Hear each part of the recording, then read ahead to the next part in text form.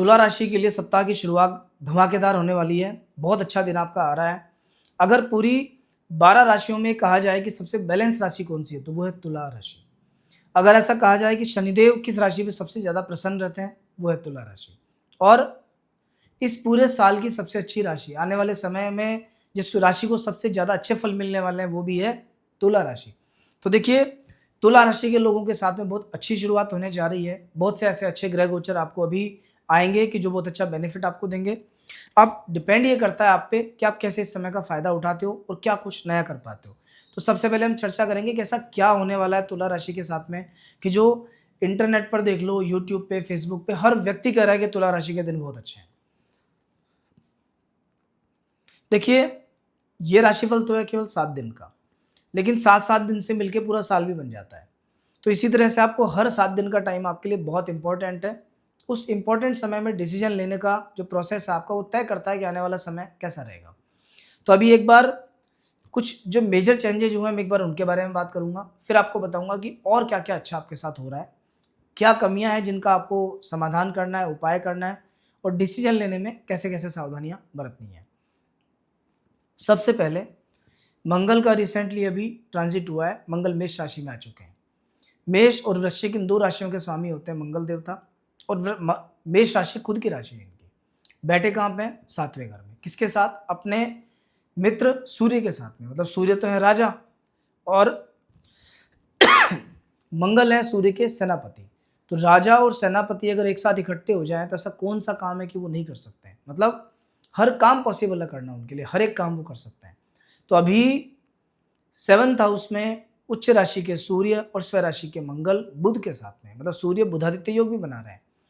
ऐसी परिस्थिति में बहुत अच्छा टाइम आपके व्यापार को लेके चल रहा है। मतलब बिजनेस, अगर आप एक व्यापारी हैं तो ये समय आपके व्यापार को बढ़ाने का समय है, व्यापार में कुछ नया करने का समय है, व्यापार में आगे बढ़ने का समय है। सही तरीके से अगर आप शुरुआत करोगे और सही तरीके से अगर आप काम करोगे तो डेफिनेटली आपको व्यापार में बहुत अच्छी तरक्की देखने को मिलेगी। बहुत अच्छा कुछ ना कुछ आपके साथ होगा। काफ़ी लंबे टाइम से अगर आप सोच रहे थे कि मेरे को व्यापार को एक्सपेंड करना है, बिज़नेस को बढ़ाना है और नहीं बढ़ा पा रहे हो, तो अब प्रयास करो। ये राइट टाइम है।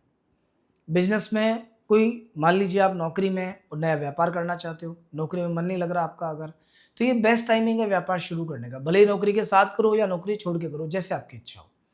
हाँ, ये ज़रूर है कि जब भी कभी ऐसा इंपॉर्टेंट डिसीजन आपको लेना हो कि मैंने आपसे कहा कि व्यापार नौकरी छोड़ के भी कर सकते हो। बट अगर आपको ये डिसीजन लेना है तो एक बार अपनी कुंडली भी साथ में देखनी है कि क्या आपकी कुंडली में अच्छा व्यापारी बनने के योग हैं। और ये जो टाइम चल रहा है कुंडली की दशाओं के अनुसार, विंशोत्तरी दशा, योगिनी दशा, उसके अनुसार ये कौन सी दशा है। अगर धान्या की दशा चलती है आपको, भद्रिका की दशा है आपको, मंगला की दशा है आपको, तो कहीं ना कहीं इस समय आपके लिए मंगलकारी है। इस समय पर आप चेंज ला सकते हो, व्यापार की शुरुआत कर सकते हो। 7th हाउस को पार्टनरशिप का घर भी कहते हैं। अगर आपका कोई व्यापार ऐसा है कि जो पार्टनर्स के साथ में, मतलब साझेदारी में व्यापार करते हो, तो ये समय साझेदारों के साथ व्यापार करने के हिसाब से बेस्ट है। उनके भाग्य का बेनिफिट आपको कहीं ना कहीं मिलेगा। ये लाइफ पार्टनर का भाव भी है। तो अगर मान लीजिए बहुत लंबे समय से आप रिश्ते देख रहे हो, रिश्ते नहीं मिल पा रहे हैं, तो ये 1-2 महीने का टाइम बहुत अच्छा है। इस समय प्रयास करो, कोई अच्छी जगह रिश्ता आपका बैठ सकता है, सही जगह सेटल हो सकते हो। लेकिन बात वहीं आ जाती है कि सारी चीज़ें ठीक है पर आपको प्रयास करना पड़ेगा। 7वें घर में सूर्य और बुध से बुधादित्य योग भी बन रहा है। मतलब अभी कोई ऐसा काम भी आपके हाथ से हो सकता है कि आपको सार्वजनिक तौर पर कोई सम्मान दिया जाए, कोई सम्मान की प्राप्ति आपको हो। एक और जो मेजर चेंज अभी हुआ था शुक्र का। शुक्र आपके अष्टम भाव में स्वराशि में है। देखिए, 8वें घर में कोई भी ग्रह अच्छा होता नहीं है, लेकिन जब कोई ग्रह स्वराशि में आ जाता है तो उसके अच्छे फल मिलते हैं। 2 विपरीत चीज़ें हैं, आपको समझना पड़ेगा। मतलब थोड़ी-थोड़ी परेशानियाँ शुक्र से जुड़ी होंगी, लेकिन फिर भी इंट्यूशन स्ट्रांग हो जाएगा। एंसेस्ट्रल प्रॉपर्टी में कोई विवाद चल रहा है तो विवाद सुलझने का टाइम आएगा। मेडिटेशन, ध्यान, योग, क्योंकि बृहस्पति अगर देवगुरु है तो शुक्र भी दैत्य गुरु है, इनको भी इन सब चीज़ों का ज्ञान है। तो ये मेडिटेशन, ध्यान, अध्यात्म, पूजा पाठ, इन सब चीज़ों की तरफ आपका रुझान अभी जा सकता है, क्योंकि 8वां घर होता है रहस्य का घर। ये ऐसा, जिस व्यक्ति का 8वां घर मजबूत होता है वो कुछ भी कर सकता है, लेकिन वो करता सब अचानक है, सडन। आपको पंचम भाव में राहु चल रहा है अभी। तो देखो, एक चीज़ का ध्यान जरूर रखना, 5वें घर में अपने मित्र की राशि में राहु शेयर मार्केट से पैसा देता है, अचानक पैसा देता है। लेकिन एक सबसे बड़ी खराबी यहाँ पे क्या होती है कि बुद्धि का स्थान भी है। यहाँ जब राहु होते हैं तो ये तामसिक बुद्धि कर देते हैं। ये कभी कभी व्यक्ति को इतना अति उत्साही बना देते हैं, इतना लालची बना देते हैं कि वो काम नहीं करना चाहता। वो चाहता है बस मुझे ऐसे ही पैसा मिल जाए बिना कमाया हुआ कहीं से, और जल्दबाजी में रिस्क लेकर के गलत डिसीजन भी वो ले सकता है। तो थोड़ी सी सावधानी आप बरतना, जल्दबाजी में कहीं सारा पैसा इन्वेस्ट मत कर देना, नहीं तो ये राहु पैसे पैसे के लिए परेशान कर देता है। कई बार गलत व्यक्ति को पैसा दिलवा देता है कि अपन चक्कर ही काटते रहें फिर उनके पास पैसे वापस लेने के लिए। तो थोड़ी सी सेफ्टी आपको अभी बरतनी पड़ेगी। केतु आपके 11वें घर में है, और 11th हाउस का केतु जो होता है ना, ये इसको बोलते हैं ध्वजा। मतलब ये आदमी का यश भी फैला सकता है चारों तरफ, कभी कभी थोड़ा सा कंधे और कान में प्रॉब्लम भी दे सकता है। तो ऐसा कोई भी काम जो थोड़ा सा सोशल है और जहाँ से पैसे के कंपैरिजन में मान सम्मान ज़्यादा मिलेगा, वैसे काम पे आपको फोकस अभी करना चाहिए। एक चीज का विशेष ध्यान आप रखना, विशेष सावधानी आप बरतना, वो है काल सर्प योग। तो अभी काल सर्प योग पे चर्चा करते हैं, लेकिन पहले एक बात मैं आपको और बता देता हूँ कि दोस्तों, बहुत से लोग हमसे क्वेरी करते हैं, मैसेज आता है कि हमें आपसे कुंडली दिखवानी है, कुछ पूछना है, गुण मिलान करवाना है। तो देखिए बहुत सिंपल प्रोसीजर है उसका। ये स्क्रीन पे नंबर है, इस नंबर पे आप बात कर सकते हो, कॉल कर सकते हो, अपॉइंटमेंट ले सकते हो। प्रॉपर टाइमिंग लेके, एक पेड कंसल्टेशन लेके जब आप आएंगे तो आपकी कुंडली को पूरा समय देकर एक डीप एनालिसिस किया जाएगा, और जो भी आपके क्वेश्चंस हैं प्रॉपर उनका आंसर किया जाएगा। तो नंबर आपके सामने है, इस पर कॉल करके या मैसेज करके आप एक कंसल्टेशन अपना बुक कर सकते हैं अगर आपको रिक्वायरमेंट है तो। अभी हम बात कर रहे थे काल सर्प योग की। देखिए, जब राहु से केतु के बीच में सारे ग्रह आ जाते हैं तो उसे कहते हैं काल सर्प योग। इसका नाम बहुत डरावना है। आपने देखा भी होगा, सांप की आकृति बनी रहती है, और कई ज्योतिषाचार्य जिनके पास आप जाओगे वो सबसे पहले ये योग बताएंगे आपको, बस ये योग है। होते ही व्यक्ति डर जाता है कि पता नहीं क्या होगा। काल शब्द सुनते ही भय लगता है, लेकिन काल समय का नाम भी है। होता क्या है, बहुत सिंपल है। इस योग में क्या होता है, सारे ग्रह राहु से केतु के बीच आ जाते हैं। तो बहुत से लोग कहते हैं कि राहु के पेट में वो ग्रह चले जाते हैं, और इस वजह से क्या होता है, राहु ग्रस लेता है सभी ग्रहों को, तो व्यक्ति को ग्रहों का फल नहीं मिलता। बट जैसे ये राहु हैं और ये केतु हैं, अभी देखिए सारे ग्रह आपके एक साइड आ चुके हैं, एक तरफ पूरा खाली है। ये काल सर्प योग की सिचुएशन है। गोचर में काल सर्प योग अभी चल रहा है। ये बन कहाँ रहा है, ये बन रहा है आपके 11th हाउस में और 5th हाउस में। तो जब भी कभी पंचम भाव में या 11वें घर में ये योग बनता है तो व्यक्ति को धन के मामले में डिसीजन बहुत सोच समझ के लेना चाहिए। धन का इन्वेस्टमेंट बहुत सोच समझ के करना चाहिए। पैसा उधार देने से पहले कई बार बचना चाहिए। मान सम्मान बचा के रखना चाहिए। रिलेशनशिप इश्यूज बहुत ज़्यादा क्रिएट होता है, रिश्ते को बचा के रखना चाहिए। लड़ाई झगड़ा नहीं हो इसका ध्यान रखना चाहिए, वरना छोटी छोटी बातों में डिस्प्यूट क्रिएट हो जाता है। पंचम भाव अचानक धनानी का भाव भी है, और यहाँ जब काल सर्प योग बनेगा तो ये आपको ऐसा मजबूर कर देगा या ऐसा लालच देगा कि भाई इसको पैसा उधार दे दे, बहुत सारे पैसे दे देगा। कोई व्यक्ति आपको पागल बना के पैसे लेने आएगा, तो गलत निर्णय नहीं लेना है। कोई भी ऐसा कंफ्यूजन वाला अगर कोई समय आ जाए तो एक बार घर वालों से या किसी से राय जरूर लेना, तब आगे बढ़ना। खैर, काल सर्प योग से बचने के लिए सबसे अच्छा उपाय होता है भगवान शिव की पूजा।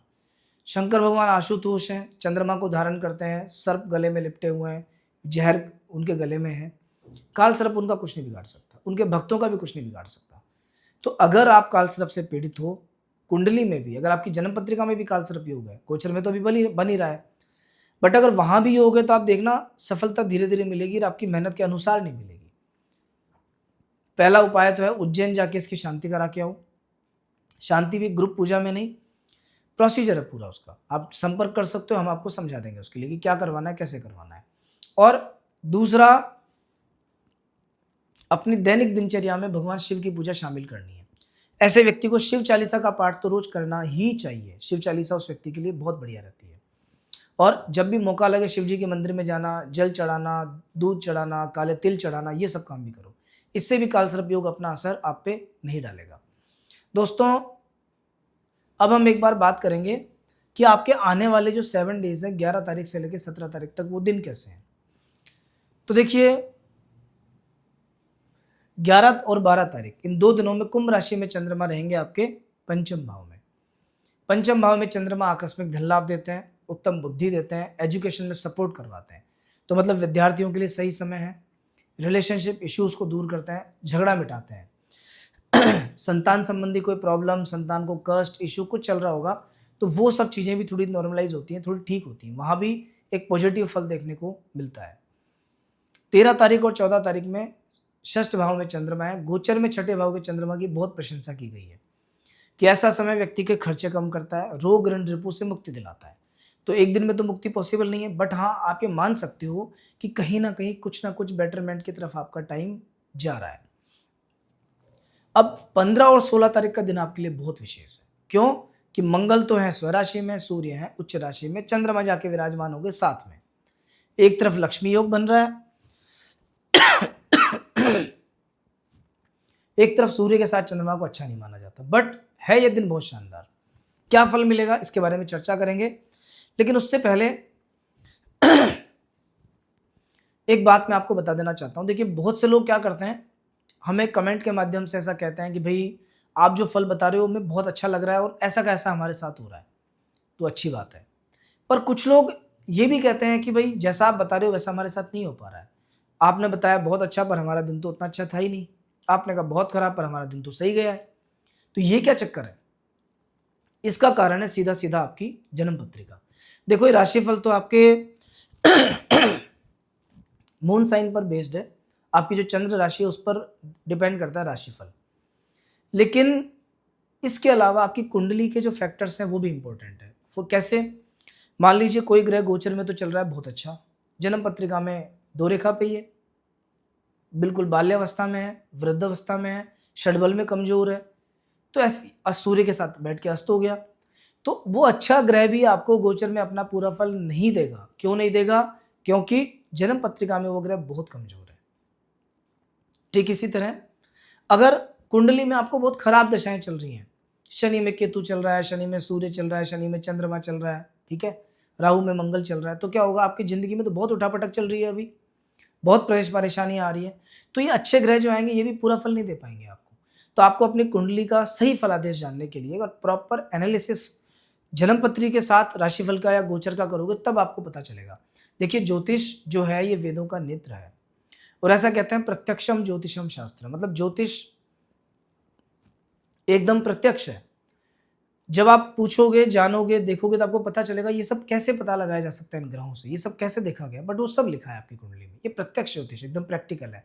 हम तो डेली प्रैक्टिकल करते हैं, रोज लोगों की कुंडलियां देखते हैं, लोग सरप्राइज होते हैं, लेकिन मुझे पता है कि ये वेद का एक अंग है। ये विज्ञान मतलब दैवीय विज्ञान है, ऐसे नहीं बना। सही तरीके से बिना लोभ लालच के अगर कोई व्यक्ति प्रिडिक्शंस कहता है, फल कथन करता है, तो ये जो दैवीय विज्ञान है ये उसका साथ देता है और व्यक्ति को गाइडेंस मिलता है। तो जब ये इतना अच्छा विज्ञान बनाया है हमारे ऋषि मुनियों ने, तो आपको भी अपनी लाइफ में किसी भी समस्या के समाधान के लिए या गाइडेंस के लिए इसकी सहायता लेनी चाहिए। देखिए आपके सामने 4 रास्ते हैं, मंजिल तो किसी एक रास्ते पे आप कहीं भी भाग सकते हो, पता नहीं आगे जाकर के कुछ नहीं मिले तो वापस लौट के आना पड़े आपको। और अगर आपके पास एक गाइड है, एक मैप है, कुंडली के माध्यम से आपको पता चल जाए कि मेरा कब समय अच्छा आ रहा है, कौन सा काम मुझे करना है, कब सावधान रहना है, किससे सावधान रहना है, तो आप डिसीजन लोगे, एक दिशा में बढ़ोगे और सक्सेस मिलेगी बहुत जल्दी आपको। तो खैर अगर आप भी कंसल्टेशन लेना चाहते हैं, गाइडेंस चाहिए आपको, तो स्क्रीन पे नंबर आपके सामने है, कॉल या मैसेज आप इस पर कर सकते हो, अपना कंसल्टेशन बुक करवा सकते हो। बहुत डीप में एनालिसिस करके आपको एक एक चीज बताई जाएगी। तो 15 तारीख और 16 तारीख की हम बात कर रहे थे। ये 2 दिनों में होगा क्या कि 15-16 तारीख में चंद्रमा होंगे मेष राशि में, मंगल और चंद्रमा साथ मिलकर बनाते हैं लक्ष्मी योग। तो मतलब लक्ष्मी योग का फल आपको मिलेगा। क्या फल मिलेगा? कि व्यापार बढ़ेगा, बिजनेस में ग्रोथ होगी, थोड़ा पैसा कहीं से आएगा, अटका हुआ रुका हुआ पैसा आ सकता है, जेब भरी रहेगी। तो कहीं ना कहीं ये दिन आपका आर्थिक दृष्टि से काफ़ी अच्छा है। आर्थिक मामले में जो भी कोई काम पेंडिंग है उसको इस दिन करने का प्रयास करो। सेकंड चीज, सूर्य और चंद्रमा का संयोग भी बन रहा है, तो सूर्य से चंद्रमा थोड़े पीड़ित होते हैं जब पास पास होते हैं, तो कहीं ना कहीं थोड़ा डर, भय, चिंता की स्थिति आ सकती है।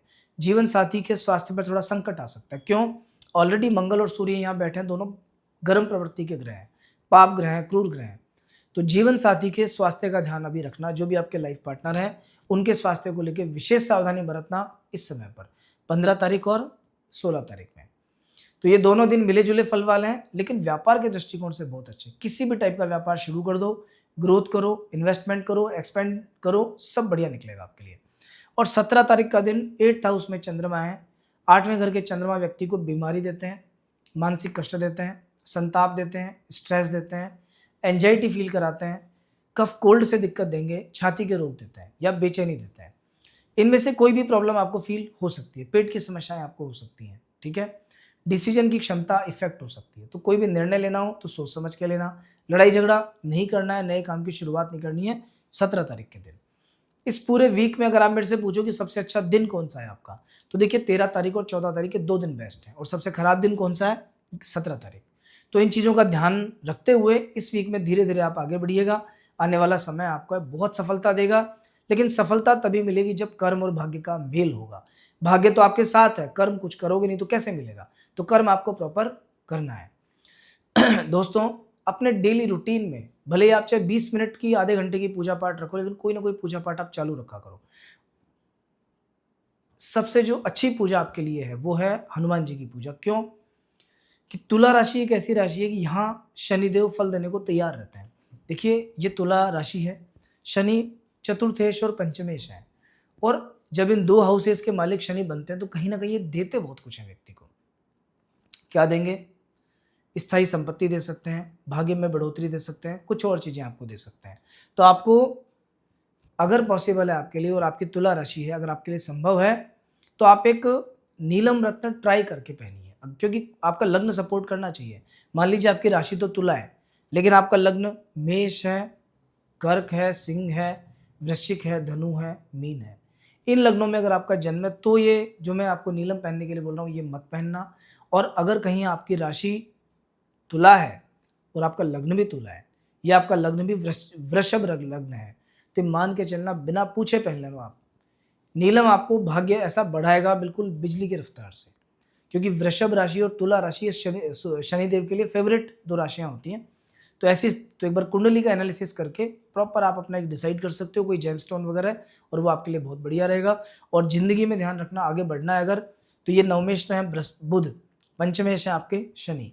मतलब गणेश जी की और हनुमान जी की पूजा आपको डेली करनी है। एक गणेश चालीसा का पाठ चालू कर दो, एक हनुमान चालीसा का पाठ चालू कर दो। हनुमान चालीसा पढ़ो तो कम से कम 10 मिनट लगा के पढ़ना, उसको जल्दबाजी में नहीं करना है बस। तो दोस्तों, अगर आपकी लाइफ में कोई भी प्रॉब्लम चल रही है तो बेहिचक आप हमारे यहाँ संपर्क कर सकते हैं। हमारा प्रयास रहेगा आपकी कुंडली को पूरा डेप्थ में देख के, जैसा किसी ने आपको आज तक नहीं बताया वैसा गाइड आपको किया जाए, लेकिन उसके लिए आपको हमसे जुड़ना पड़ेगा। फ़ोन नंबर वगैरह दिए हुए हैं इसमें। और कंटिन्यू आप हमसे जुड़े रहना चाहते हैं, इसी तरह का राशिफल देखना चाहते हैं, तो पेज को फॉलो कीजिए, सब्सक्राइब कीजिए। आपके जितने भी दोस्त जिनका नाम आर से स्टार्ट होता है उनको फॉरवर्ड कीजिए। जय श्री राम।